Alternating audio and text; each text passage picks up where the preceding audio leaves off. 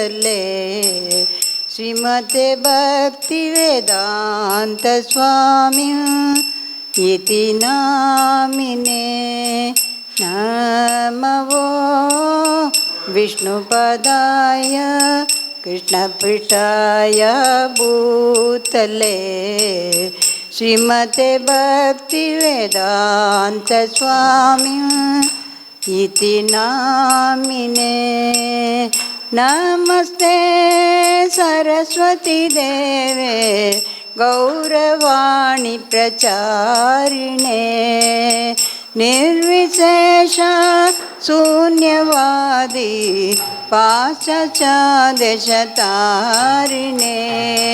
नमस्ते सरस्वती देवे गौरवाणी प्रचारिणे निर्विशेष शून्यवादी पाश्चादेशतारिणे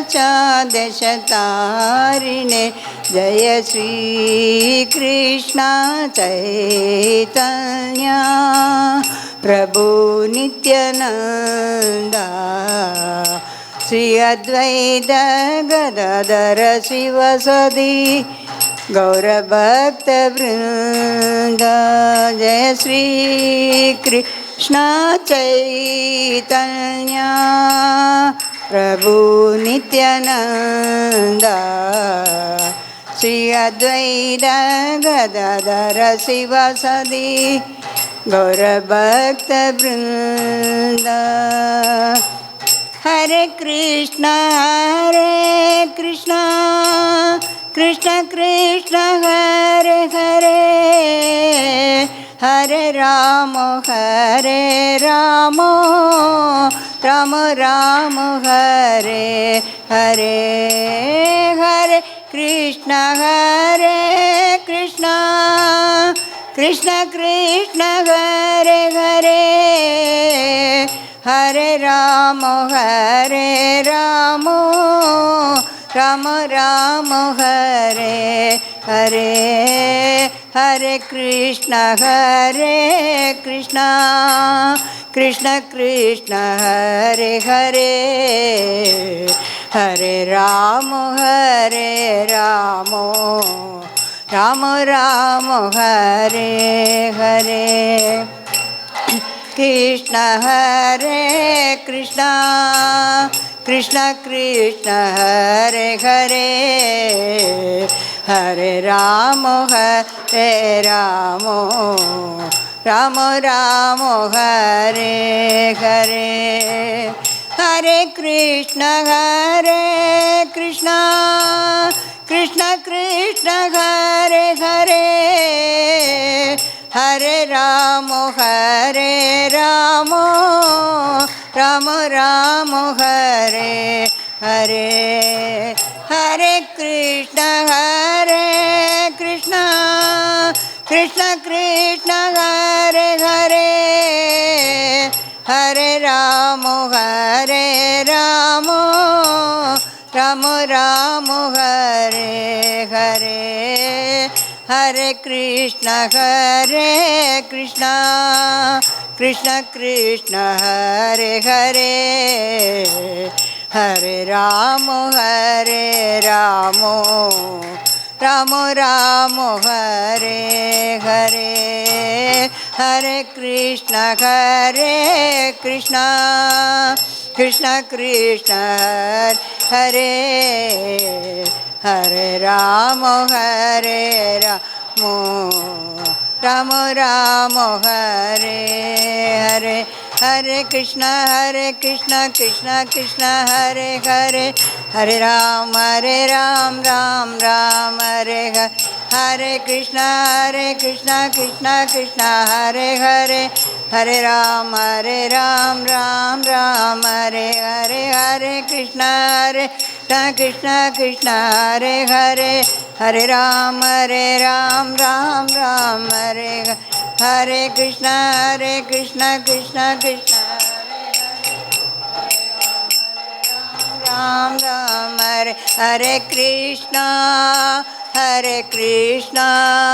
Krishna Krishna Hare Hare Hare Ramo, Hare Ramo, Rama Ramo, Hare Hare, Hare Krishna, Hare Krishna, Krishna Krishna, Hare Hare, Hare Ramo, Hare Ramo, Rama Ramo, Hare Hare.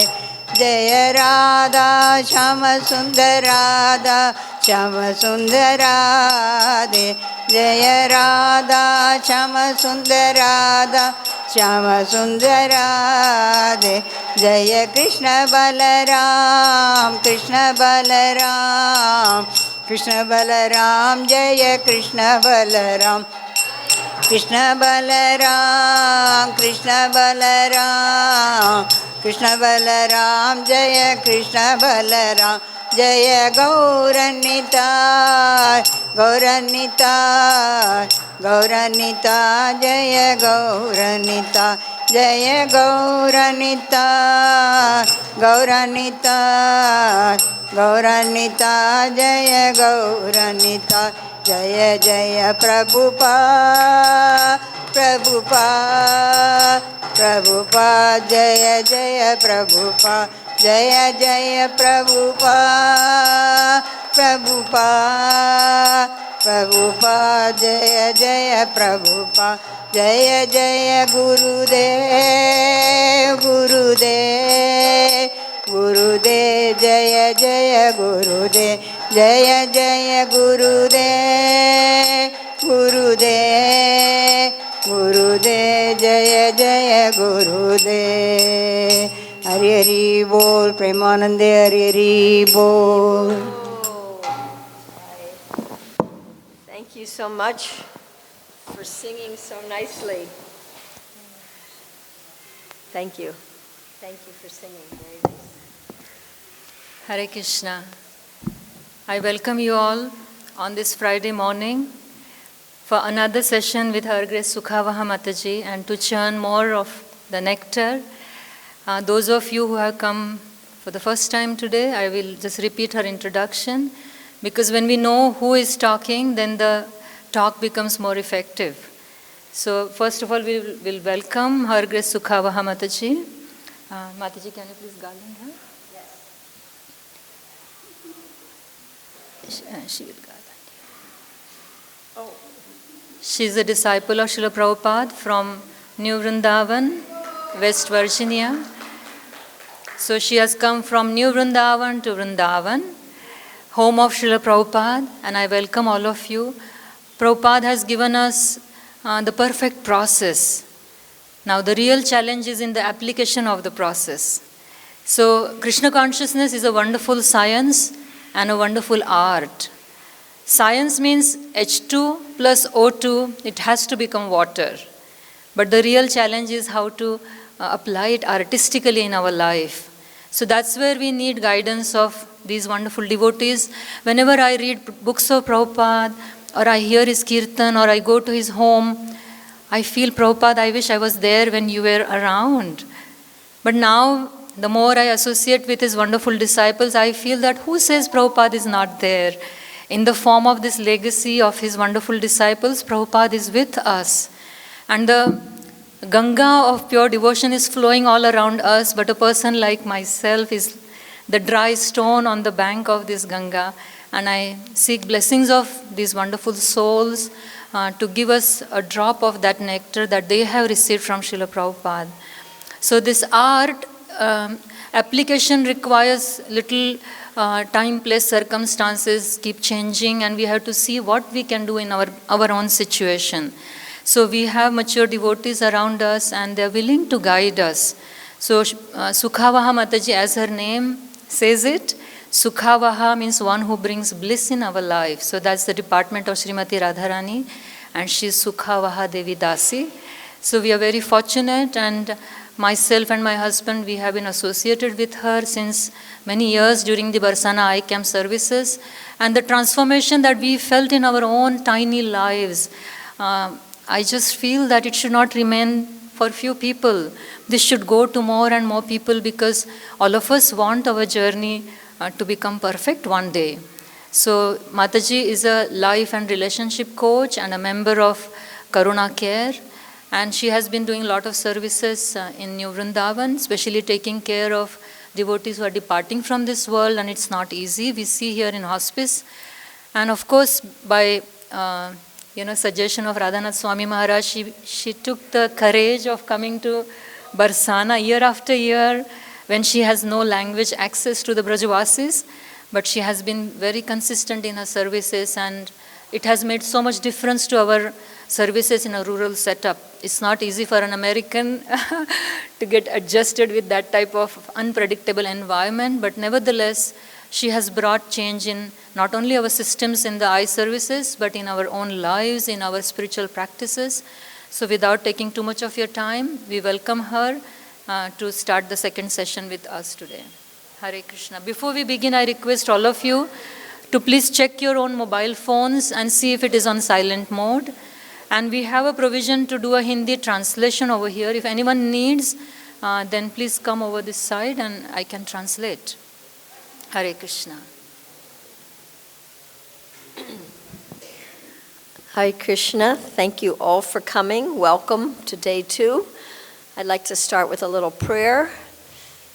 Namo Om Vishnu Padaya Krishna Prastaya Bhutale Shrimate Bhakti Vedanta Swaminiti Namine Namaste Saraswati Deve Gauravani Pacharine Nirvishesha Sunyavadi Paskacha Deshatarine.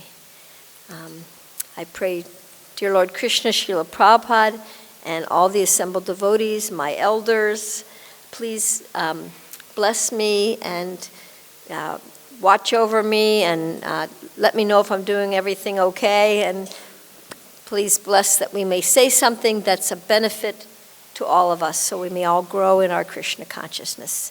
Thank you so much. So how many of you were not here yesterday? How many are new? 1, 2, 3, 4, 5, 6, 7, 8. Okay, kind of almost half of you. So the topic is called, Do I Trust Krishna? So yesterday we talked about some of the things that help us to trust. When people keep their word, we can have some trust. When we sometimes say a prayer and then we open the Bhagavatam and there's the answer to our prayer right in the Bhagavatam. Sometimes we can actually feel Krishna protecting us. That gives us trust. And some things that make it hard for us to trust are when, when we've had experiences where we've been hurt. Someone made a promise and they didn't keep a promise, or maybe we're afraid and it's hard to trust due to our fear. So there are things that help us to trust, and there are things that make it harder for us to trust. So we looked at a few of those different things yesterday. And sometimes we don't trust because we don't trust ourselves. And sometimes we don't feel like we're very trustworthy. And we maybe understand ourselves, maybe we're not perfect, so then maybe we think maybe they're not perfect either, and so it's a little hard to trust. Besides, in this world, in this material world in Kali Yuga, we are being bombarded all the time. The material energy makes so many promises. Well, you just do this, and then you can have this, and just give this, and then invest in here, and then you'll get something back. And the material energy is really great at tricking us, and then we go after what she says, and then, we're not left. We're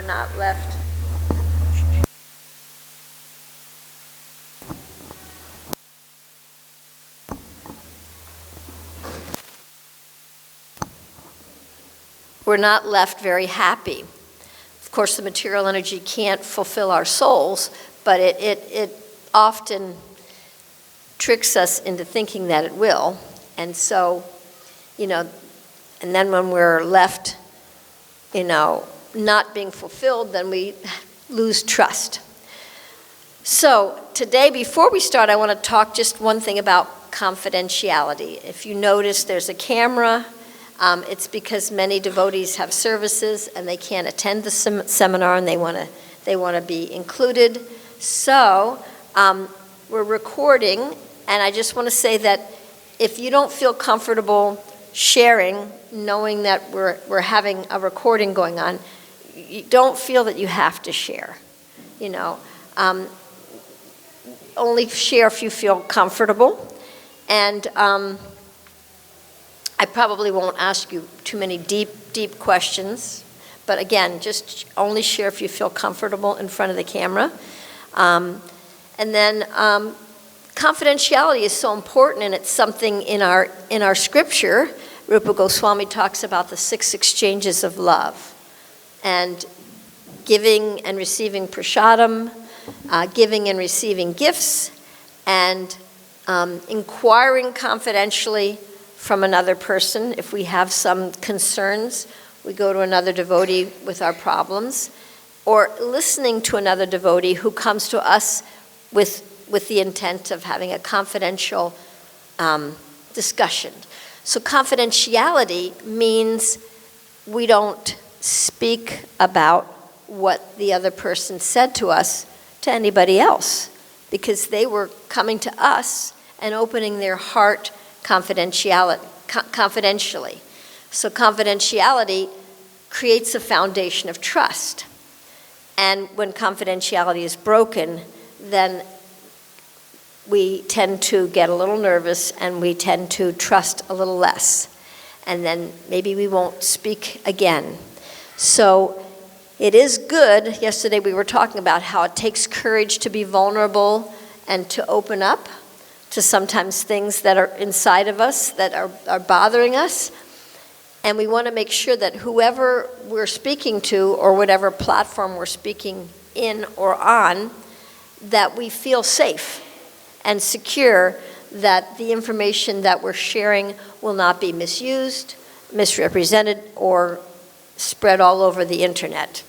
So it's important. Confidentiality is an important foundation for trust to be developed. And I wanted to say that up front so that we knew, because yesterday I learned something.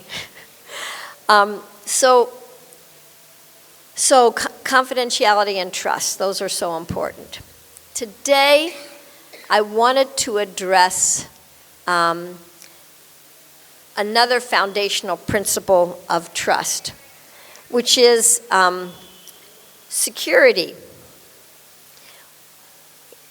In this material world, we really recognize that this is a fallible place, and it's not a very secure place, right? The material world is not very secure. And yet we all have a need for security. It's a very important foundational need. And I want to explain about why we have issues with security. So, we're a soul, right? Everybody knows that we're a part and parcel of Krishna, right? Everybody knows that? Part and parcel of Krishna. And we're a tiny infinitesimal soul, part of Krishna. And when we come to the material world and we're encased in a material body, well, the first thing that Lord Brahma creates in this material world is self-deception, ignorance. We have to somehow become somewhat ignorant or deny our real constitutional position as part and parcel of Krishna in order to play in this world. Otherwise, we wouldn't want to participate. We would say, this is not my place, this is not, we wouldn't participate. But we're coming here for whatever reason. We're not going to discuss why we came here, but for whatever reason we're here to learn something. We had desires or thoughts or something that we wanted that we thought we didn't have. And so we came to this world to find it. So we're here to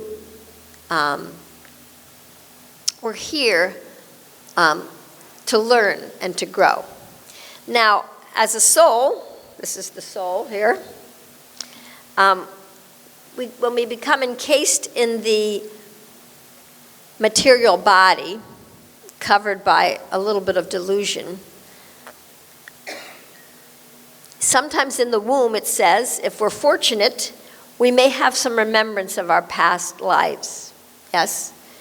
And in that remembrance, we may become a little distraught. Oh, wow, there's so much suffering in this world. I don't want to forget you, Krishna. Please don't let me forget you.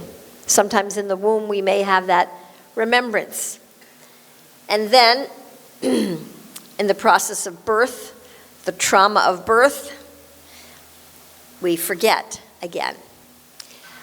And so, but Krishna is always with us. Krishna's in our heart. He's right here with us. So we're a little baby, and maybe if we have any needs, we just cry, and our mother and father somehow provide us with what we need and give us comfort and food and clean clothes. But as we grow, depending on what age, it could be 2, 3, something may happen in our life which is very distressful. It could be anything. It could be somebody yelling at us. Children are very sensitive, and if you've ever yelled in the presence of a child, even if you're not yelling at the child, if you pay attention, you could see the child's body shaking. They feel the energy, even if you're not directing it at them. So a child may be hearing other people fighting, or may be yelled at, or it could even get worse, and the child may be being abused, or the child could be neglected. Sometimes parents don't know how to care for the children. The child's crying, they just kind of put them in their bed and close the door and go do what they have to do, and the child kind of has to be by themselves. Sometimes somebody in our life may die at an early age, or there may be separation, or another sibling may come into our life. And all these things kind of throw us a little off kilter, because we've been adjusted to being the baby and being taken care of, and now something's happening which doesn't feel good, all right? So in that place of not feeling good, the voice of Super Soul, Krishna, and our soul, we feel inherently, wait a minute, this doesn't feel good. This doesn't feel right. This doesn't feel right. We feel something's not right. And due to our association with the material world for lifetimes, we still have a material mentality, somewhat left over from our last life. And so in that material mentality, when that pain starts to come, something's not right, we immediately make it personal. And through the misinterpretation of our child's material mind, we decide that something, but the soul is saying something's not right, and that's actually, there's some truth to it. Something's not right. We're not in our spiritual consciousness. We're not in the spiritual world. And we're kind of like, we don't quite know where Krishna is. So something isn't right on one level. However, in our child's mind, we misinterpret that, and we change that into something is wrong with me. Something is wrong with me. And this is the beginning of our false identity in this lifetime.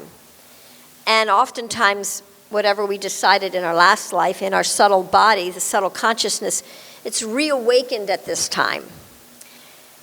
And generally that something's wrong with me it has a lot to do with our pain of not being in our right place, our pain of grief, being separated from Krishna, and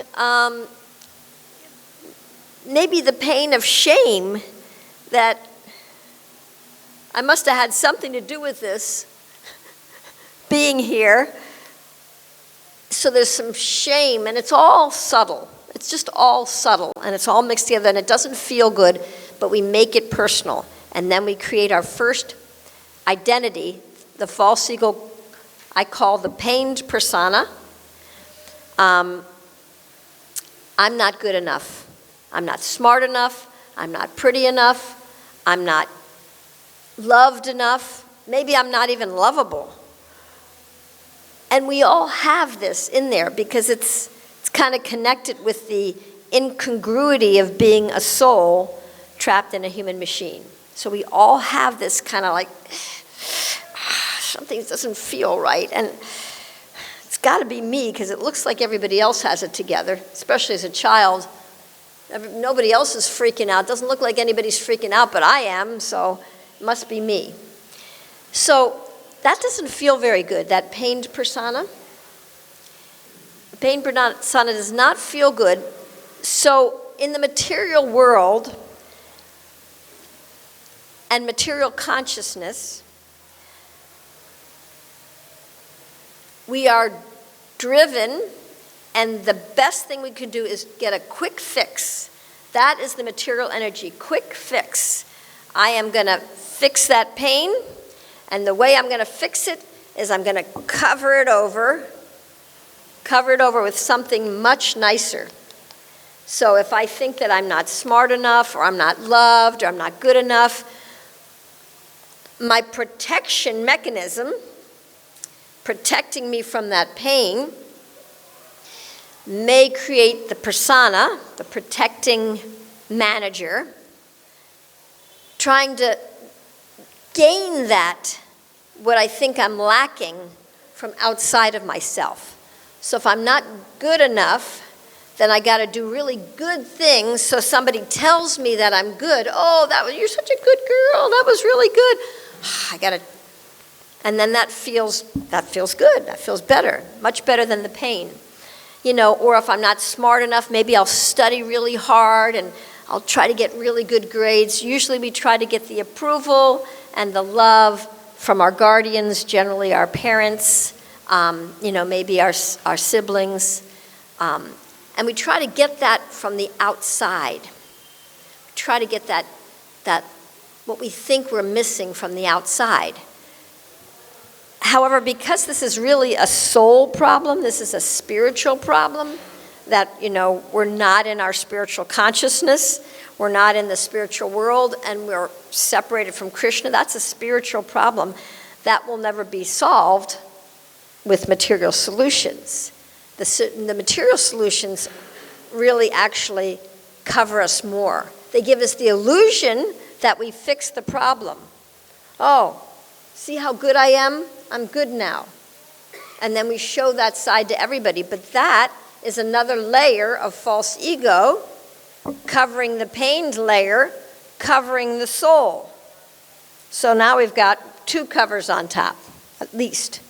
And then there's a few other personas that kind of develop as we grow. Until we're 18, we probably have at least 4 more personas. I talk about this in my book. And then we're so frustrated, at least all of you I know have been frustrated, and so we come to Krishna consciousness. That's how we're going to solve our pain. Now we have the absolute truth, right? This is the absolute truth. This is the answer to all my problems. I'm not this. That makes sense. I'm not this body. I'm not this mind. Yeah, it gives me so much trouble. Yeah. And then we take Krishna consciousness, the theory, and we try to paste it on top of all that protecting, proving, comparing, pain. But the absolute truth won't stick on top of a lie. It might be able to stay there for a little while. I managed to keep that up there for maybe 27 years. and then it started, really sliding off, and I couldn't pull it back up. And then some of the truth got revealed to me. So the truth is that I'm trying to get from the outside. The truth is that I'm trying to protect myself. The truth is that I've believed in some lies. The truth is that I believed in lies, and I've trusted in these lies. And trusting in these lies doesn't let me to fully trust in Krishna. Because you can't trust Krishna, the absolute truth, and a lie at the same time. They're incongruous. So this is one of the things that really prevents us from trusting Krishna, and then we do mistrust ourselves because somewhere deep inside our soul and our super soul, they keep reminding us, wait a minute, you think you're so great, but look what you did there. Okay, look what you did, that wasn't so great. So that may be Krishna in the heart and our soul reminding us, well, maybe you're not so great. But we take that and then we use that as ammunition to then reinforce the other side of the persona, the pain persona. See, yeah, I am really bad. See how bad I am? I am bad. And we swing between, I'm bad, no, look how good I am, look what I can do, look what I can produce. And I'm not loved, but oh yes, these people are giving me love, let me stay with these people, they're giving me love. And we do this day after day after day, and we reinforce these personas, which actually suffocate our soul. Now originally, these personas were designed as protective mechanisms. When we're a little child and something kind of devastating happens to us, and we can't understand it because our brain's not developed, we can't logically figure it out, we do the best we can to protect ourselves. So we may learn different ways. Some people become fighters. They'll fight back. Some people just go in the corner and just like, I'm not going to say anything, I'm going to be quiet. And then that's how they protect themselves. Now these habits that we develop, which originally started to protect us, as we grow older, they start to strangle our real life, our real soul. It's just like, I know here in India and in America, when there's a new tree that's planted, a lot of times we'll put like an iron fence around the plant so that it won't get knocked over by animals, or in America we have deer and they'll just devastate the whole tree. So in New York one time, there was this wrought iron fence around this tree outside the temple. And I looked and I saw that the trunk of the tree had gotten so big, it started growing around the wrought iron. So the wrought iron was actually cutting into the flesh of the tree. And I had to call the environmental protection, and they had to cut the wire off. So this is kind of what happens with the protective personas that we design unconsciously. They start cutting into us, but they're invisible. They're not like a fence that we can see. They're invisible things that keep us locked in. And so the only way we can really dismantle the fence is to first of all make it visible. And this is what gives the power to the mind and the false ego so much. It's subtle. It's invisible. We can't see it. And so it's like in our blind spot. What are you talking about? What? I can't see it, but everybody else can see it, but I can't see it because it's in my blind spot. So these blind spot areas and these subtle elements are the things that we really want to look at. They help us to learn and really understand what we're doing to self-sabotage our own inherent natural love for Krishna. We are part and parcel of Krishna. And we naturally love Krishna. And that is all kind of being suffocated. So I just wanted to pause here for a moment and ask if anybody has any questions just about this little section here. Anybody have any thoughts or questions or corrections? Sadhana, here, let me get the mic. Sadhana's in the back there.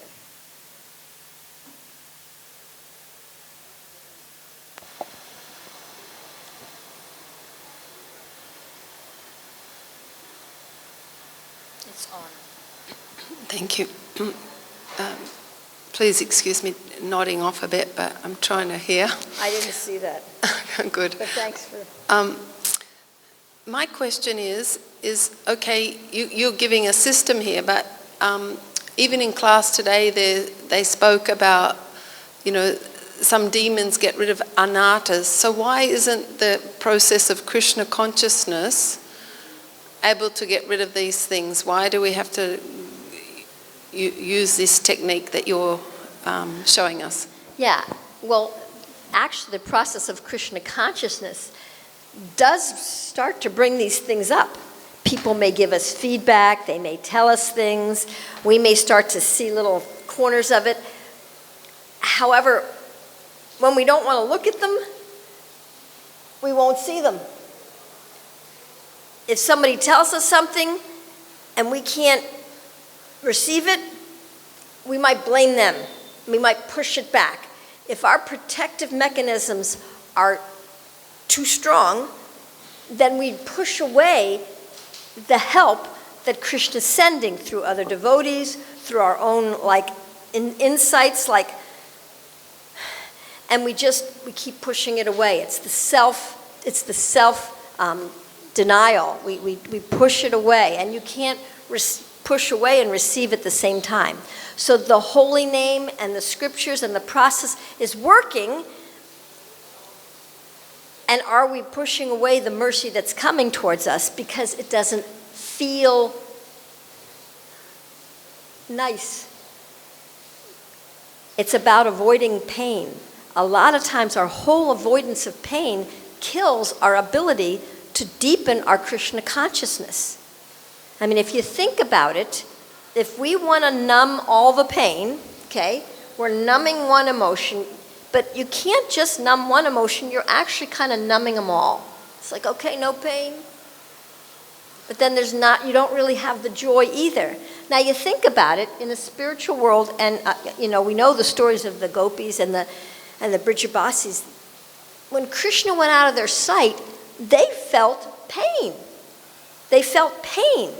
But they weren't trying to avoid the pain, because that would have meant avoiding Krishna. Let's just forget Krishna. Let's forget him. He's causing us so much distress. Let's forget him.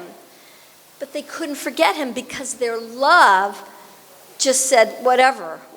If you want me to go to hell, take the dust of my feet and I'm going to go to hell. I can't not love you. So love and pain, there is a relationship between love and pain. And if we're simply trying to avoid pain, we are going to be avoiding love too. So does that answer your question? Yeah, thank you. Okay. Does someone else have a question? I didn't see. Thank you. Hare Krishna, Sukavaha. How was that? Prabhupada Priya. Nice to see you again. Yeah, I'm not sure if I misunderstood what you were saying, but you were talking about how we cover things up with our attempts at material solutions. Uh-huh. And we also, and the philosophy of Krishna consciousness can also be like a cover. The philosophy of Krishna consciousness is not a cover, but if we use it, if we misuse it as a cover, then that's what it becomes, just like we can use or misuse anything. So if we're simply trying to avoid pain, and we've got our soul, you came in a little late, we've got the soul, and then we've got the pain that we experience as a soul being separated from Krishna and feeling all that, but we misinterpret that pain not as like I'm missing my dearmost friend, but we misinterpret and say, I'm bad. So we misinterpret. That's the first misinterpretation. And on top of that, that doesn't feel good, so now I got to cover with it. No, I'm good. I'm going to show you how good I am. But then we continue to feel pain, right? And so all of us, I don't know about all of you, but we've come to Krishna consciousness because we're looking for some permanent solution to our, whatever it is, frustration, distress, confusion, whatever doesn't feel right. So we come to Krishna consciousness. Now, when we try to simply paste Krishna consciousness on top of all of this, which means we might be doing all the external things, which I did for 27 years. You do all the right things externally, but you're not doing anything about these layers. You're kind of like putting this on top, and here I am. I'm doing all the right things. I'm a good devotee.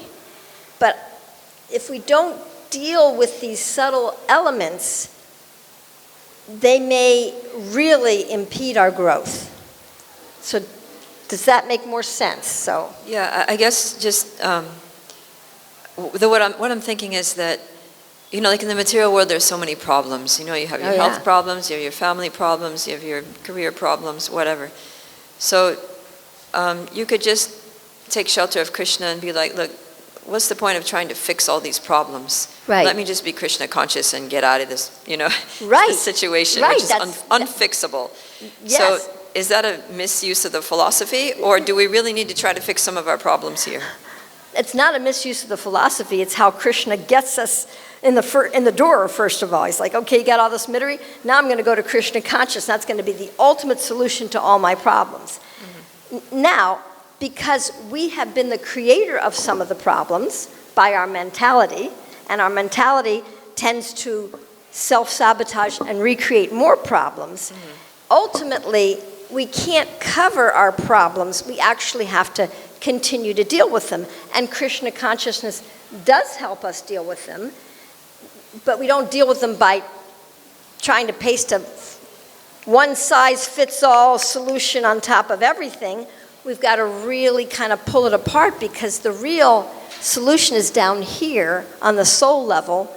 I really am a part and parcel of Krishna, and I've believed all these things that aren't true, which cover that reality. We want to dive in and get to that reality, get closer to the truth, not by pasting the truth on top, because it won't seep in. It can't penetrate these layers. We want to peel the layers away so that the truth and this, whoa, they totally resonate. And then you've got the realization. Does that make sense more? Or? But isn't it like, I don't know, I kind of feel this, that when you put the truth on there, the truth acts like kind of like a solvent that just dissolves everything underneath it. Wow. And it kind of falls away. Wow, well, I didn't have that experience in my life, and I'm sure it could happen for some people. It didn't happen for me. And after 27 years of doing all the right things, working, giving up my kids, renouncing, turning everything in, it's 365 days, a half a day off a year, after that, my anger started to come up. And I'm like, wait a minute, I should be pure by now. What's this anger coming up inside of me? Because sometimes in the name of transcendence, sometimes we suppress. We haven't really pulled it apart. Now, the process of Krishna consciousness, in my experience, it brought up to my consciousness, hey, I'm pushing these things up here. There's anger. There's some anger inside of you that you haven't dealt with. And now it's coming up to your view. It's time for you to deal with this now. So that's my experience. Now, I think they work hand in hand, and it depends on how much you did in your last life. If you've done a ton of work in your last life, you may be able to dissolve a lot of things quickly because you came to those conclusions and realizations in your last life, and you're just kind of coming back to where you were. But we're all in different places, and so it's just not a one Krishna consciousness is not a quick fix. It's a very, very, very deep, personal relationship. And if you know anything about relationships, it's not like, okay, I love you, I told you I love you once, I never have to tell you again. And then everything should be fine for the rest of our lives because I said I loved you, and now what else is there to talk about? Relationship is a dance, it's a dynamic, it's ever expanding, it's ever growing, it can be different every day, and we're looking for relationship with Krishna. And so that means we got to find ourselves, because if I don't find out who I really am, then who is it that's trying to relate to Krishna? All these layers of false personas, I can't really relate to Krishna from those levels. Does that make sense? Does that make any sense? Yeah. Okay. Yeah, it's a different perspective, and I know it's not usually explained like this, but because I went through this personally, I'm just trying to describe kind of how it was and what I discovered. And I didn't discover anything from this top layer here, but I discovered a whole lot in pulling apart the lies. And it just really, it was a little excruciating, because you're pulling apart that identity. And we hold on to those identities because of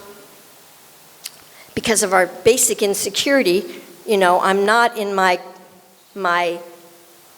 constitutional consciousness, so that's a little shaky right there. I'm not in a spiritual world, so the material world's pretty turbulent, pretty shaky there. And Krishna's my dearmost friend, but I don't really know how to relate to Krishna, so I'm shaky there. So it's really a shaky world. And so I'm looking for some security. I want to know who I am. We're really not impersonalists. That's why even impersonalists grab onto their identity of, I'm an impersonalist. They're holding on to some kind of identity. I need to know who I am so I can operate in this world. So we hold on to that identity, but that identity is really suffocating who we really are. So kind of understanding what we're holding on to helps us to let go of it. Because if I say, what's the problem? I don't know why I can't move away from this. I don't know why. I just can't move away from this. It's like, why can't I go any further than this in my Krishna consciousness? I mean, I'm reaching out a little bit, but it's, oh my gosh, yeah. Now I have a little more freedom to walk around. But we don't recognize what we're holding on to because it's so subtle. And sometimes it even looks Krishna conscious. So it's a deep science, but Krishna wants us to find ourselves, because that's who he wants to have a relationship with. And that's who we want to have relationships with others also. If I'm on my level of defense and ego, and I'm trying to relate to you and your ego, what kind of a relationship are we going to have? It might end up being kind of rocky. So, but if I can at least get to who I am, I can relate to you a little bit more and understand that, yeah, you're a soul and you're encased in a human machine. And that's one of the most challenging lifetimes there is, a soul in a human machine.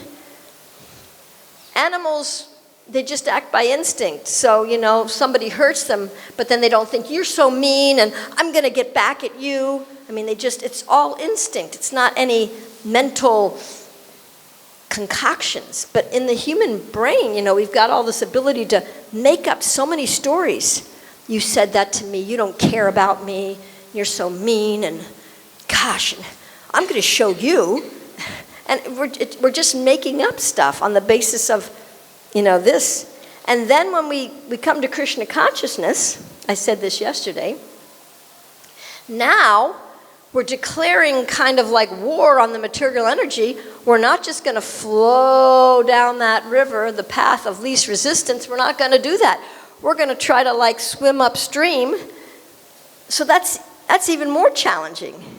So one thing that we really, really, really, really need in our quest to to find ourselves in our quest to really reunite and reconnect with our dearmost friend Krishna, we really need love and compassion. Now, I don't really know what love is. I'm learning a little bit about compassion. If we could see the soul, let's say looking at the soul maybe like a 2-year-old. 2-year-olds are really cute and they're still pretty innocent.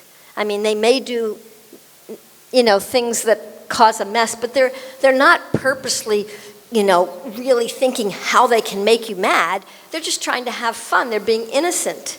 And so a 2-year-old doesn't understand everything, so they really sometimes hurt themselves, or they go through a lot of difficulty. So if we would see the soul as like a 2-year-old, just struggling to figure out who am I and how can I really relate. Whenever we feel torn, whenever we feel guilty, shameful, whenever we feel all those pinches, if we can look at ourselves like a 2-year-old and have a little compassion that we're trying, and we're bumping up against something, and sometimes we're bumping up against something that we haven't cleared away in our past life. We're bumping up against the next layer, which we believed in, but we gotta see what it is we're bumping into to open that door. If I just keep running into the door and running into the door and running into the door, why can't I get out of this room? Well, maybe you want to open the door. So we have to recognize that there's a door, and then we have to understand how to open the door. Then we can get out of this little box of this room of who I think that I am, that I've created that I am, that I'm not really. And there's more to be discovered outside of this box, of this room of who I think I am. Does that make sense? Maybe I posed more questions. So were there any other questions from after Prabhupada Priya? Were there any other questions? He had one and then you, is that okay? Because yours, I think, was more of a newer question, but I might be wrong. Hare Krishna. Please. Thank you so much, Mataji. I really like this explanation of love and pain together, that when we try to avoid pain, then we try to avoid love. Can you talk slower and a little louder so everybody can hear you, because I couldn't hear you, Yeah. So my question is regarding this protective mechanism you told about, that we try to create this protective mechanism around us since we are a child, and when we grow up, that strangles us. So, isn't Krishna consciousness about tearing apart this protective mechanism? All the time, we read in Prabhupada's books also, that we have to realize our real identity, that is to become servant, and for that the process is made in a way that we tear apart these separate identities that we have other than being a servant of Krishna. So, isn't the Krishna consciousness process all about this? I'm going to move this mic away. I don't like to have something in between me and all of you. Yes, that is what the Krishna conscious philosophy is totally about. And yet, at least for me, I'll speak from my own experience, I imagined that it was just going to be, I'm just going to do all the right things, I'm just going to follow the process, and everything's just going to evaporate and melt away and disappear. And it actually takes conscious recognition. What am I holding on to that I haven't let go of yet? What's the next thing for me to let go of? What's the next? We have to have, it's a relationship, we have to have some awareness. It's not like Krishna's going to make us Krishna conscious without us participating with our consciousness. With our consciousness, we have to reflect, why do people keep telling me the same thing, that I'm pushy? Why do they keep saying that? Everybody keeps saying I'm pushy. I'm just trying to help. Why does everybody, what am I doing that's pushy? And we may not even really see it as pushy because our intention isn't really to be pushy, but then there's something there that's a little pushy, which maybe turns people off or makes them feel uncomfortable. And people keep saying that, and then we're scratching our head. What are they talking about? But then when we see, oh yeah, like I'll just give you an example from my own life, because that was me pushy. I really buried my childhood and my life before I became a devotee. And I really dove into Krishna consciousness for 27 years, really strongly. I mean, I did as much work as any brahmachari, and I had 3 kids, and just thought I was doing all the right things. And then, when I hit the age of 47, everything fell apart. So when I started doing some work on myself, I had an understanding that maybe something in my childhood was impacting me, that I couldn't remember anything from my childhood. It was all, I had relegated it down to the subconscious, unconscious. I'm not going to deal with it. So I was asked the question, did you ever have a hospital visit? And I really never thought about it. I knew I had my tonsils out, but I never thought about it as a visit to the hospital. But then when they said that, I started thinking, oh yeah, when I was 5, and then because I was really curious and open to looking like what's going on, like what is going on with me, why am I so angry, why am I so upset? Krishna revealed this. I remembered event by event. There were 5 or 6 little 5-year-olds, and we were in this big room. I think it was a playroom, a waiting room. And we were all going to get our tonsils out. And the nurse came in and said, who wants to go first? I am very clear. Not me. I don't want to go first. I want to go last. Very clear. The nurse says, whoever goes first gets ice cream.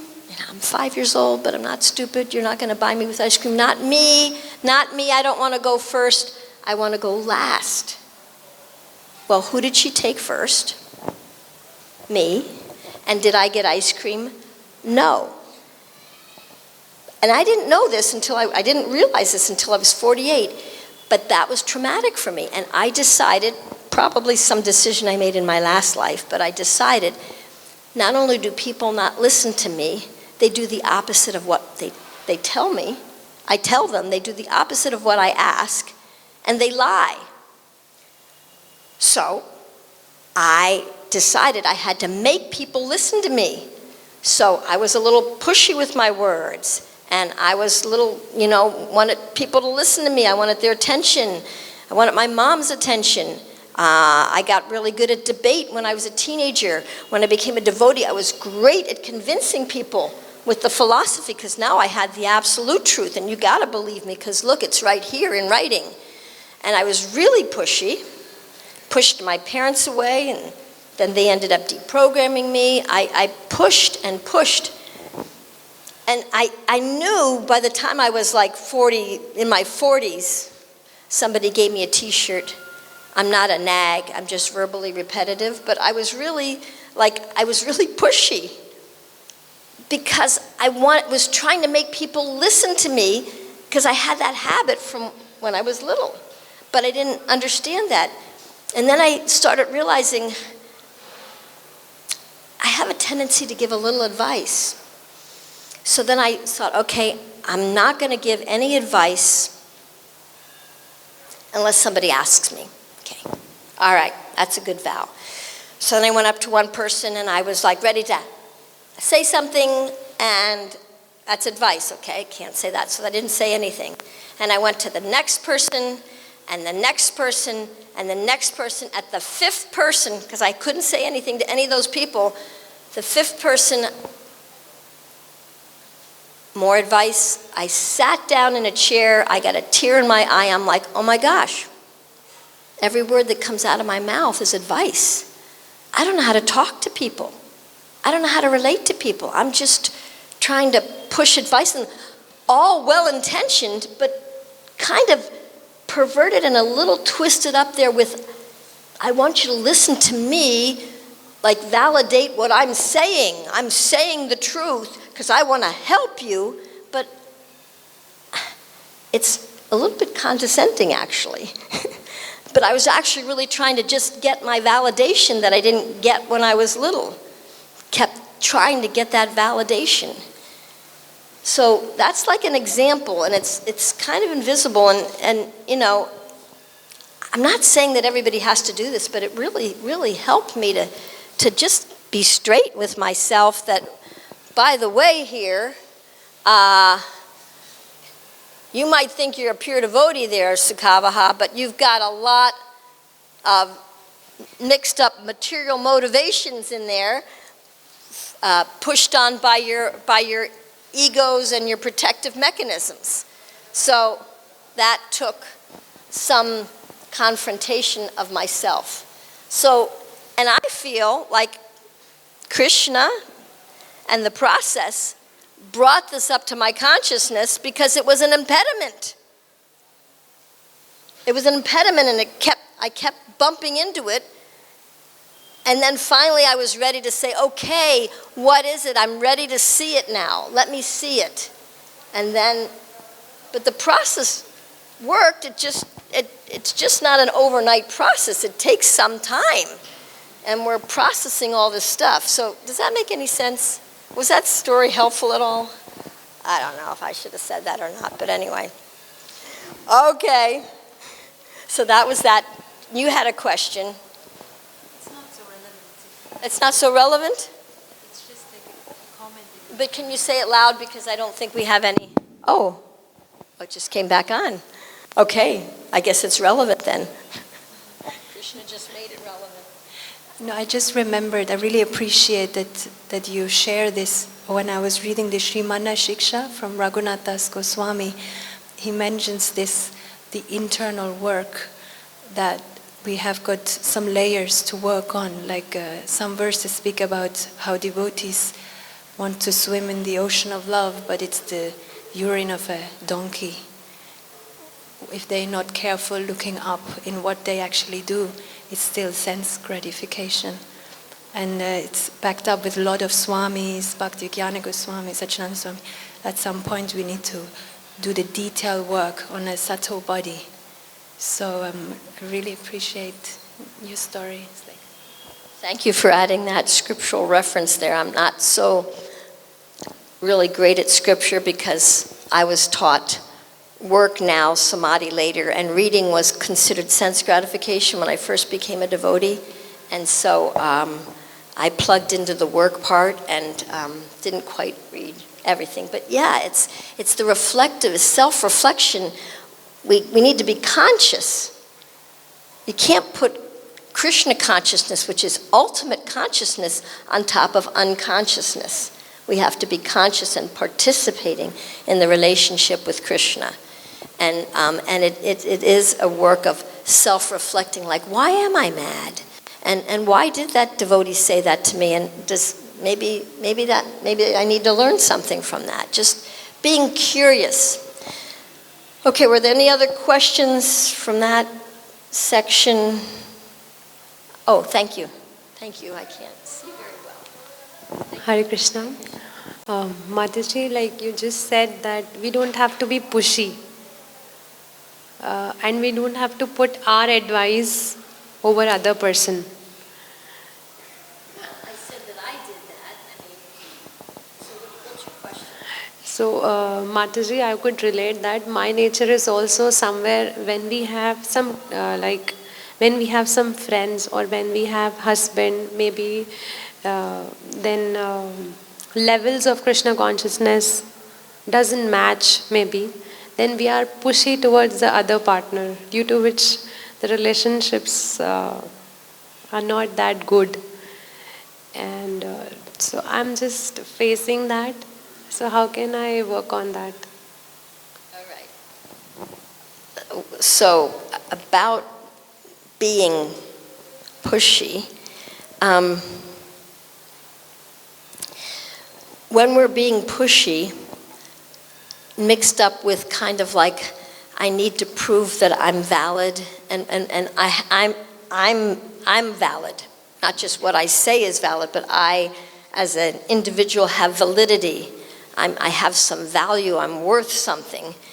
Sometimes, if you don't accept my words, then we take that personal, you're not accepting me, which is really not the case. However, on the other side, if you're like really trying to let me know something for my own good, but you're telling me and giving me this advice, then you're triggering my pained persona that I'm an idiot, that I don't know what I'm doing, and I feel really, you start triggering my pain, and so then my protecting might come and push you back. So when we're sharing Krishna consciousness, real sharing, we share from our heart generously, like we're throwing out the seeds like Prabhupada did. He threw them out everywhere. But we're not necessarily forcing that those seeds have to grow. If someone's willing and has fertile soil, the seeds land on that fertile soil of that soul that's ready, then it grows and it gets nourished and they'll come and ask. But when we try to push and force, and maybe we want to put more chemicals on there and more fertilizer, we might actually kill the plant rather than help the plant, because it's an individual process. Now, we want to look at our own self, why am I pushy? So my pushiness had a lot to do with, I want you to accept me, and a little bit of a savior complex. I'm going to save you, which made everybody feel like a little small, and so that didn't make them feel very good. And I wasn't looking at them as who they really were, a soul encased in a lot of pain. So you just want to look at that, what happened. My pushiness came because my brother punched me a lot. So I learned how to punch back. So, you're going to push me, I'm going to push you back. But that doesn't work as you become an adult or you become a devotee. You're hurting people. I was hurting people. So just something to look at. Just look at it and notice it and, be curious about it. Now, I wanted to talk about some things that interfere with our trust. And some of those things have to do with, again, the misinterpretations that our mind makes. Now, our mind is meant, Krishna designed our brain and our mind perfectly, to be able to organize and understand. Like if I didn't understand that these were chairs, I might not know to sit on them. If I didn't understand those were windows, I might not know that I could open them and get fresh air. The brain is meant to bring understanding. However, the brain and the mind get a little carried away, and they try to put everything in a box and in a category. We put people in boxes, we put behaviors in boxes, we put ourselves in boxes, to categorize, to organize it. Okay, they're non-devotees, and they're devotees, and they're this, and they're that, and we categorize everything, and so we can manage. However, there are these are some of the things that these categories are meant to give us a little bit of security, because if I know who you are, or I know who I think you are, and I put you in a box, then I know how to relate to you a little bit, and that gives me some sense of security. We're really trying to just be secure here, and however, my mind makes judgments, my mind has expectations, my mind makes assumptions and misinterpretations, and these come from our past, even our past lives, whatever decisions we made in the past. These come from our cultural upbringing, give us some of these kind of judgments and assumptions. They come from our family, and our experiences in life. And we all have these. However, I may have experiences that are different than your experiences. So let's say, okay, when I first came to Krishna consciousness, we were taught to bow down, to pay obeisances to Prabhupada out of respect.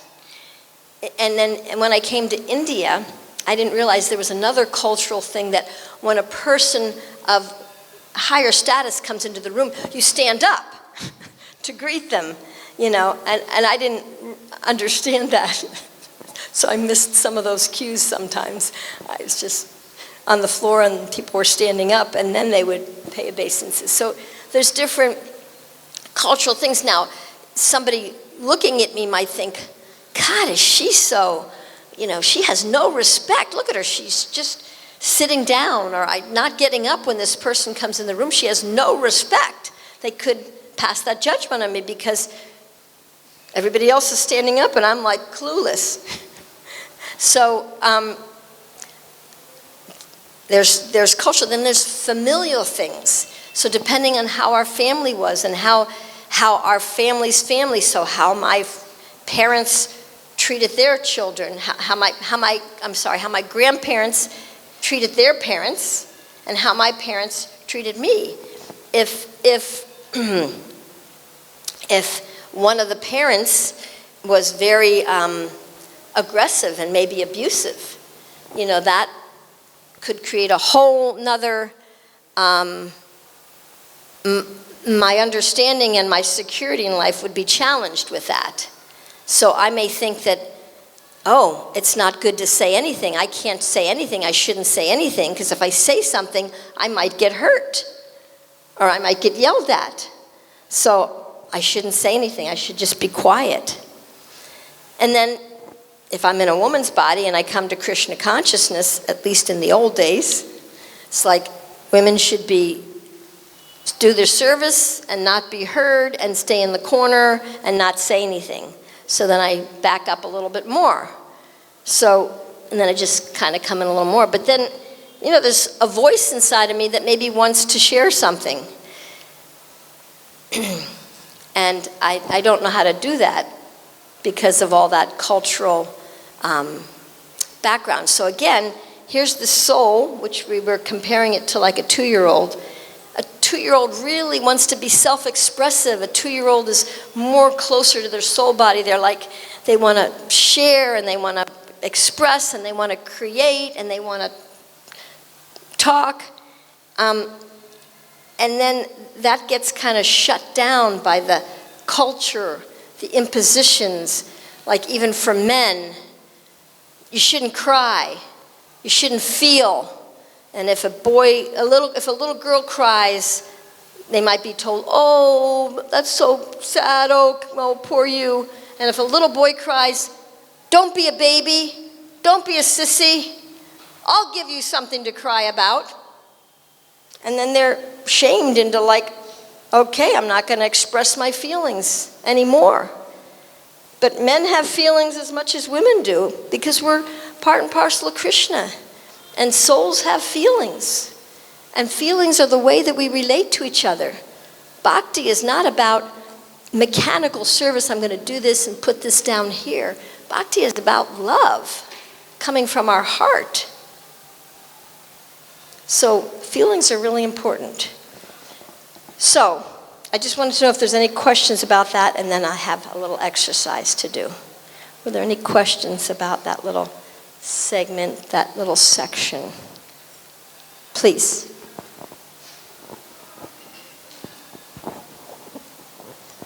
One clue I got from your talk, how to identify our layers, the protective layers which we form unconsciously.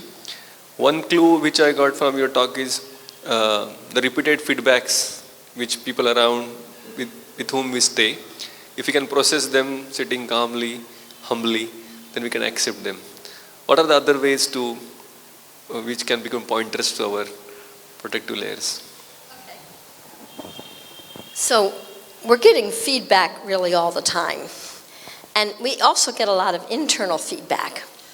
And so not only do we judge other people, we very often judge ourselves. There's these repetitive nagging voices inside of us that say, oh, you're a failure. Look at you. Look at how good that person is. And why can't you do that? What's wrong with you? We have these repetitive voices inside of ourselves. And somehow we haven't distinguished that they're not us. Especially if they get twisted up with the philosophy. It's like, oh, it's Ekadasi. You should be doing full fast from everything, including water.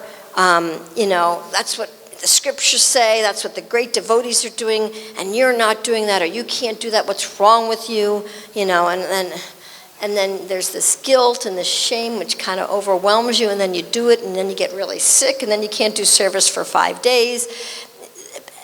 We're getting feedback all the time, and we're all different, we're all unique. Not everybody has the same body, not everybody has the same mind, not everybody did as much in their past life as somebody else might have done. People who are great souls, this might be their very last lifetime, or they might have done a lot in their last life. Somebody might be just their first life coming into awareness, coming into Krishna consciousness, and they're going to be able to do it at the same rate as somebody else. And if we just lay down the law and put this is the way to do it, and if you can't do it to this degree, then you're less than everybody else. That's not going to encourage that person to take the next step. So we want to get in contact with our own internal dialogue. Like, what am I telling myself? What am I telling myself? So let's do a little experiment here. Let's just do a little exercise. Maybe you can get in. Just do it by yourself first, and then maybe you can share with a partner. Write down, whatever comes to your brain, the first off the top of your head. Write down maybe some judgments maybe you've had in the last 5 days. Judgments maybe about yourself or judgments about other people. When you get in a big crowd like this, you might look around and you think, oh, why is that person wearing that? And why is Sukavaha's tilak today it's better, but why was her tilak all crooked? What's wrong with her? Sorry, and we have all kinds of judgments. And then we have judgments about ourselves. Am I doing this right? Are people receiving what I'm saying? Am I looking like a fool up here? All kinds of voices. So maybe write down, if you have a phone or a piece of paper and a pencil, just write down a few of your judgments, maybe about yourself, and maybe a few judgments maybe you've had over the last 5 days about other people. And we'll start with judgments. So just write down a few judgments that you might have about yourself. Just maybe I think I'm a pretty good devotee here, whatever it is. It doesn't have to be a bad judgment, just any kind of something that you tell yourself, and if a voice in your head is saying, I don't know what she's talking about, I'm confused, I don't know what to write down, there you go, that's a judgment right there. I don't even know what to write down. That's a judgment.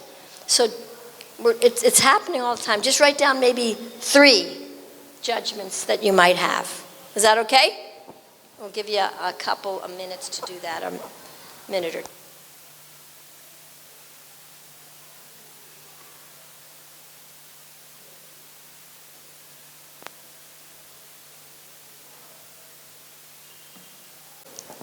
When you look at this list, this is just the beginning. Getting in touch with the subtle voices inside of our head and distinguish them as something different than who I am. And even my voice about you, whatever my voice says about you, distinguishing that whatever that voice is saying about you, that's not necessarily who you are.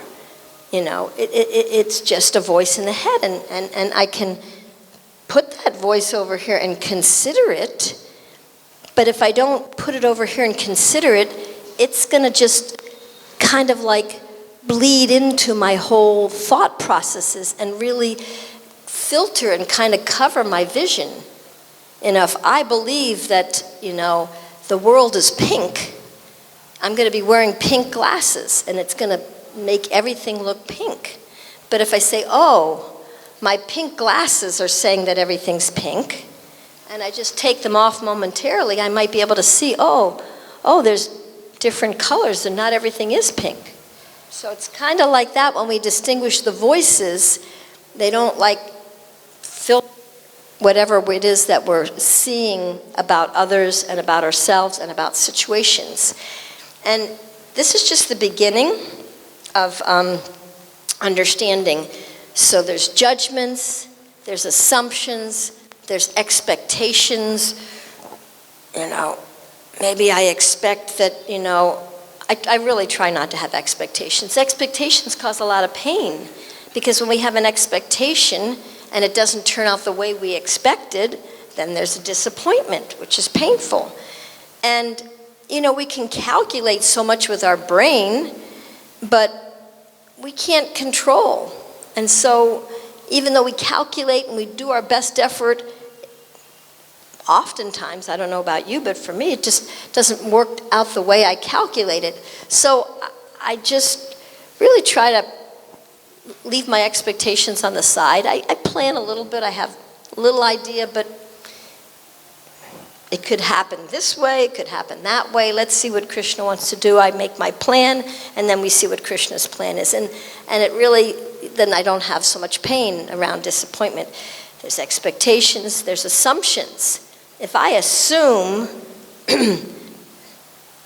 something about you, and I haven't discussed it with you, but I make an assumption about it, and then you don't follow through, then it's like I'm having an assumption and expectation together, and then I can get angry at you, and you're like, well, you never told me that. I didn't know that I had no idea you wanted that. But we don't communicate.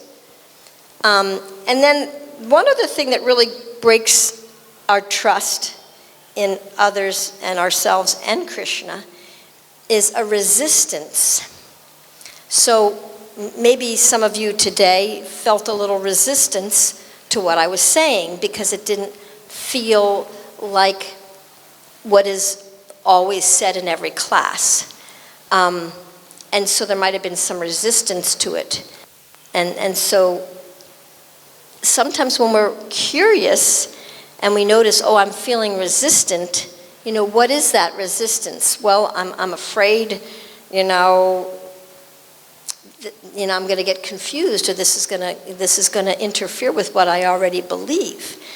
And so it's just something to look at, our assumptions and our judgments, our expectations. And when we can distinguish them, it really helps us to not be controlled by them. But then we can put them over here, and then we have a little choice. Well, do I really want to believe that? Well, I'll take it into consideration. I won't consider that it's 100% the truth, but I'll look at it. But I want to leave myself a little open, because maybe Krishna wants to show me something beyond what I already have seen. And then I'm a little bit more open. So, trust. Now, I'm sure there's some of you here, maybe many of you who have more trust in Krishna than I have. This is an individual process. It's just something for us to ask ourselves. Do I trust Krishna? Do I trust Krishna when he sends me trials? Or do I only trust him when he has things working out the way I thought they should work out? Or do I trust Krishna when he comes through another devotee coming at me and really in a very confusing way? Do I push that away? Do I resist that? Or do I say, wow, Krishna just sent this person here. I wonder how I can appropriately respond to this person. So it's just something for us to ask ourselves. And when we're curious, rather than just plain judgmental, we can even be curious about our judgments. When we're curious, then Krishna can really show us more than we've seen before. The more I've been curious, the more Krishna has just shown me, like, wow, I never thought of that. But if I think that I know, and I'm not curious, then all I got is what I know, and what I know is really tiny. So, in the scope of Krishna, so when I'm curious, sometimes Krishna can show me way more than I really know. So, are there any questions just about that last piece? And I have one more thing to say, and then we can ask more. Any other questions, comments, corrections? What you speak is so profound, and I think what you have spoken in 1.5 hours, I will take 1.5 years to even fathom, isn't it? It's so deep and so untouched by myself, at least, I can say. So, just very grateful to you. Thank you.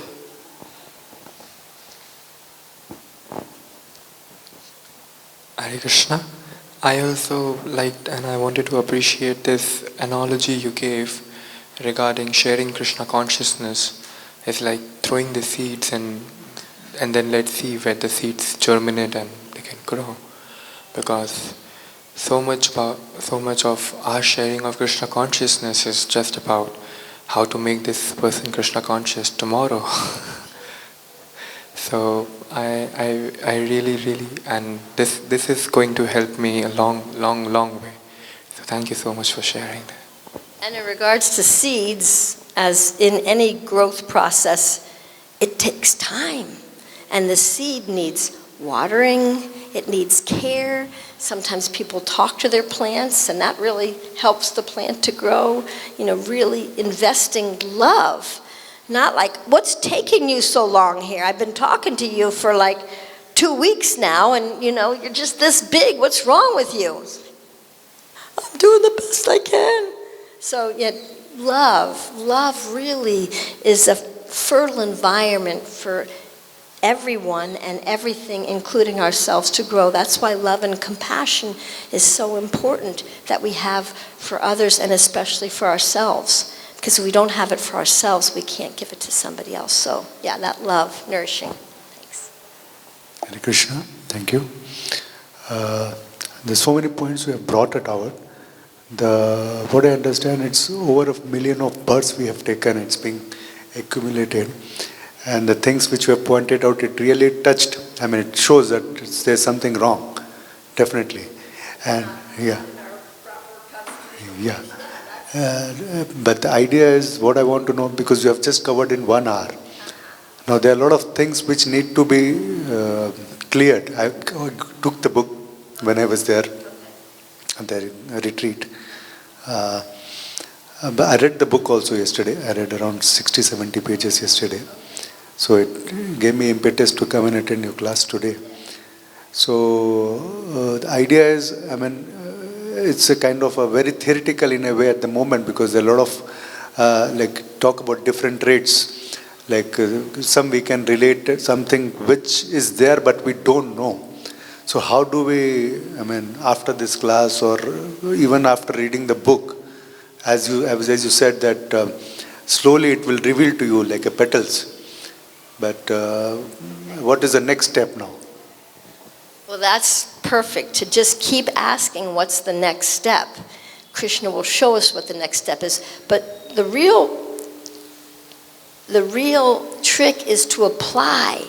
If we can apply one thing today in reality, in a relationship with somebody, in a relationship with our mind, in relationship to our heart, if we can apply one thing today, if I can practice one thing today, that becomes real. It becomes real. If I'm just thinking in my head, what can I do? What should I do? Why aren't I doing that? But one action, one practice. Another layer which is coming. Well, because you'll feel the difference. In the book, I give different steps and different muscles that you can exercise. It's in the second book, but you got to read the first book to get to that. But it's you just take on a practice. You practice something new. So I was used to giving advice. So then I just stopped giving advice. And the new practice I took on was talking to people and not giving advice. Now that took something. The first conversation I had was like, wow, it's a really nice day outside, isn't it? That was, okay, that's not advice. Okay, great. Whew. Okay, now what else can I say? I had no idea how to talk. I had to learn how to talk again. So you're actually really kind of stretching your muscles. What can I do different? If I'm used to being pushy, how could I practice being compassionate and loving? Just one little thing that how could I do this in a different way? And then you actually practice it. It starts to become real. And then, of course, if you practice, like Sachinanda Maharaj was saying in the retreat, if you practice for 60 days, then it becomes more, Giriraj Maharaj said it, when you practice for 60 days, then it becomes more a new habit. So we have a lot of habits, and the good thing is we can practice new habits. And if we don't practice new habits, we're probably practicing old habits. So you have a choice of what you want to practice. Were there any other thoughts or questions or comments? Anybody else? Okay, tell me if I miss anybody. I did want to share, the books just to show you. This is a COVID, a production of 2 years of COVID. So I was at home sheltering in, and I just had these ideas in my head, and I thought it was going to be pretty simple to just kind of, I had given a few classes, just put a few things down. It wasn't so simple. Krishna tricked me. But it took 2 years. And the first book is about the mind and the false ego. And you see the two birds in the heart. Krishna's the blue bird. And he's always talking to us. But here the bird is kind of like in his autopilot, automated defense mechanism. So he's kind of a little spaced out, kind of oblivious that Krishna's next to him. And just kind of like automatic pilot. Okay, so this is about the mind of the false ego. Some of the things I said today are in the book, but they're described in much more detail. I make charts. I have a really ADHD mind, so I kind of really went into a lot of detail. But this gives you more clarity, because I'm just trying to show that a lot of times when we talk about the false ego, we're talking about the tip of the iceberg. And, I can see your false ego that sticks out of the water. You can see my false ego that sticks out of the water. 90% of the false ego is under the water. So we want to dive in and kind of look at, wow, what had this build up to this tip here that I can finally see? What's all this stuff under the surface? It really is revolutionary to really kind of get to the bottom of all that and chip away at it. And, yeah.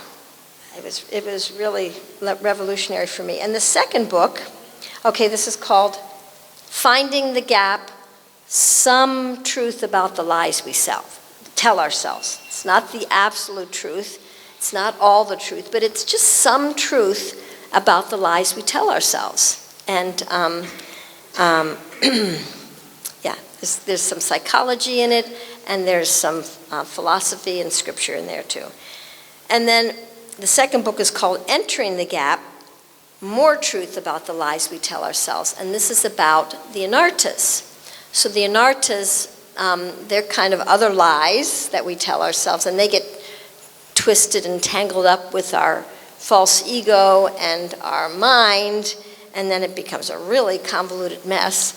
But this kind of gives, I named 12 different anartas. And I give the mind and the false ego and the anartas different names, because otherwise, when I say false ego, you're going to think about what you thought before about the false ego, and you're not going to be able to look at it in a new way. And the same with the anartas. I changed the anartas kind of from demons into something interesting, like what is this? So you can look at it, because when you think it's in a demon, it's like, oh my God, I don't want to think I have any demons. No, not really. Just maybe a little, but let's not talk about that right now. It's too painful It's too painful when we realize we're out of alignment with our real self. It's painful. It's painful to be out of alignment. Even if your back is out of alignment, it's painful. What to speak of if we're out of alignment with our soul, it's really excruciating. So this is about really getting back into alignment. And the first of the anarthas is denial.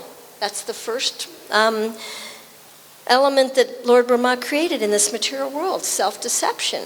And we've got to contend with that at some point, otherwise we're in material consciousness. So these 2 books are available. They just actually got printed 2 weeks ago, so they're brand new, and they took 2 years to write. So there's a lot more information, a lot more detail than what I could give you in an hour and a half.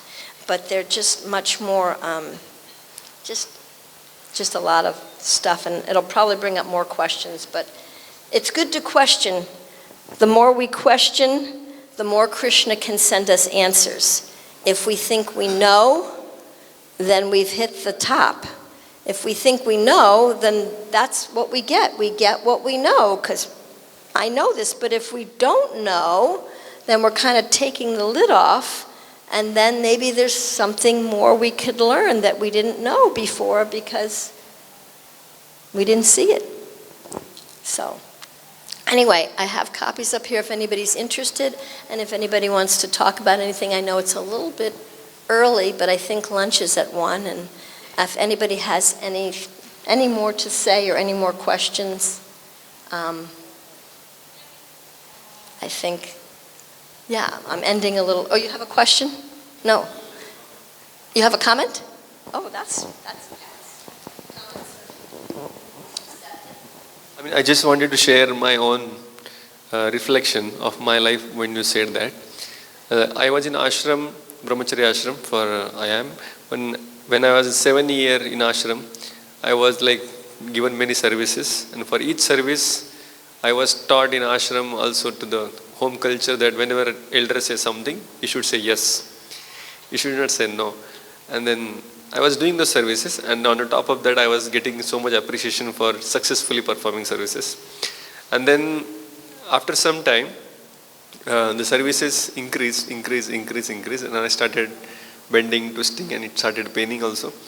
And then instead of approaching my authority, I started approaching his colleagues and telling that something is wrong in my life, but I don't know what.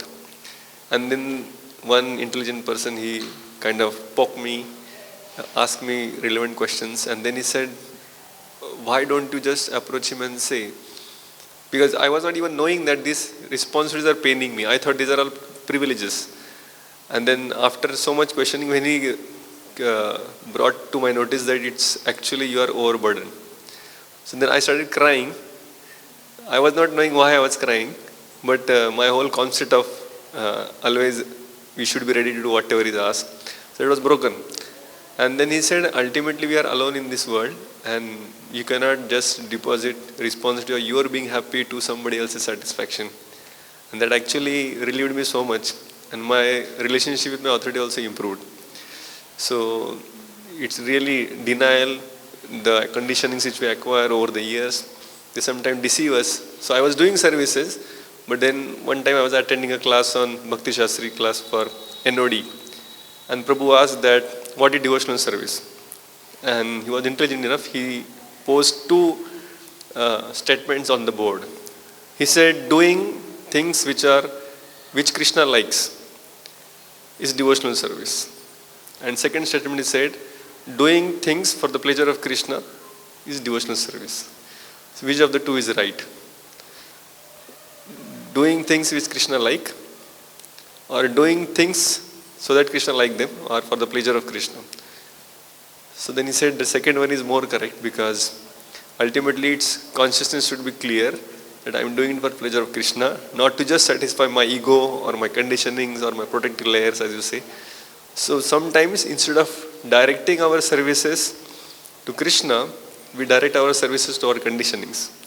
External world appreciates it, they may applaud for it, but we miss the bus. We miss the real intention behind the service. So like that, then at the end of 7 years, I felt that though people are appreciating me, I am zero still.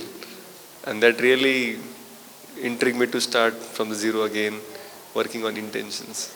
So you really this is very subtle things, but in your book you are like very vocal about it, very nicely put it. Very difficult to find words for these things, but thank you so much. Hare Krishna. And I liked what you said about pleasing Krishna. I had this question when I was a young devotee and nobody really answered it. I got the answer probably 40 years later.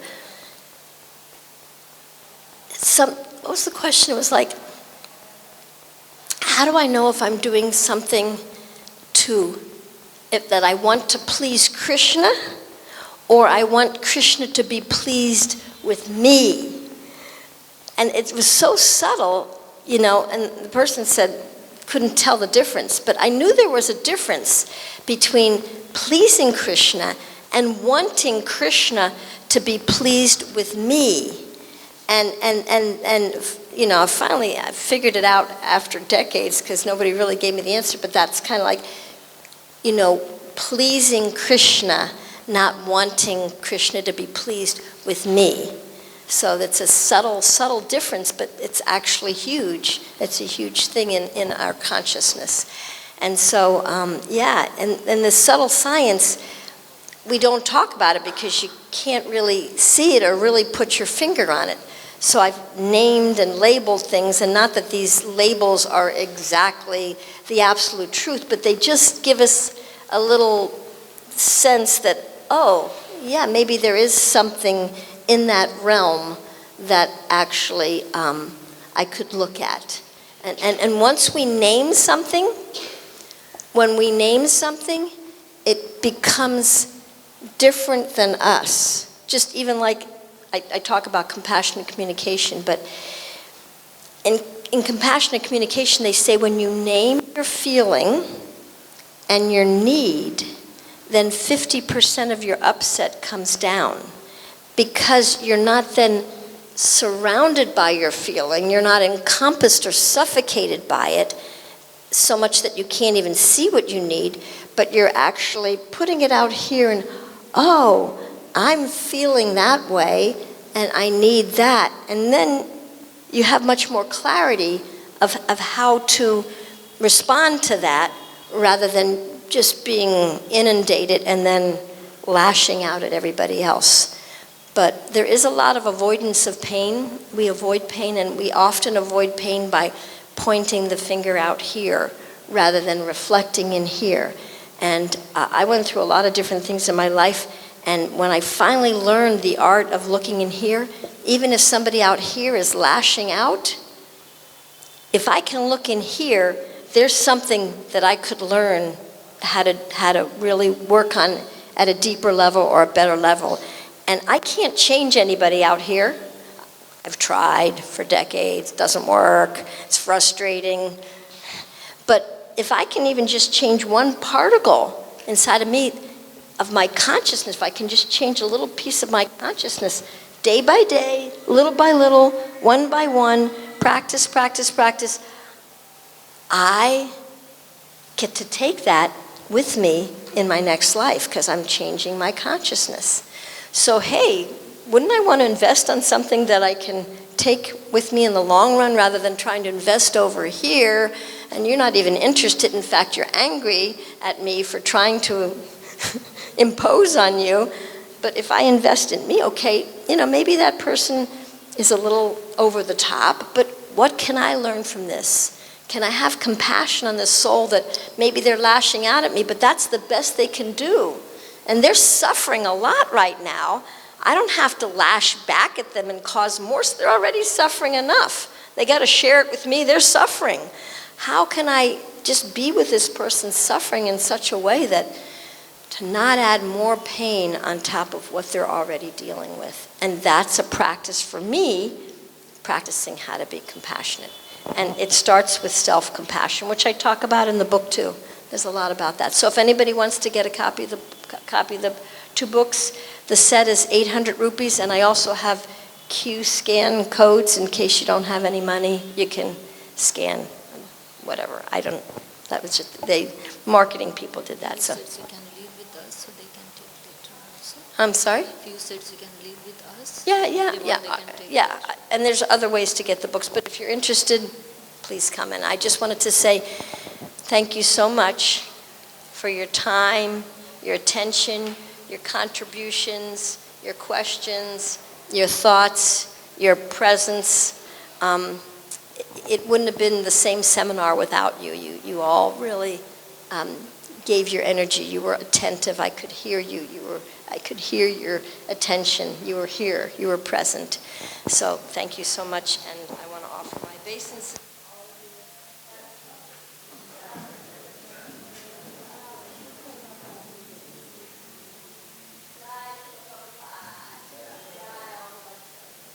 Thank Sukavaha Mataji for sharing so much wealth and helping us in our own inner growth. So this is very invaluable to our spiritual practices. So maybe we give her a big applause. Thank you so much. And if you want,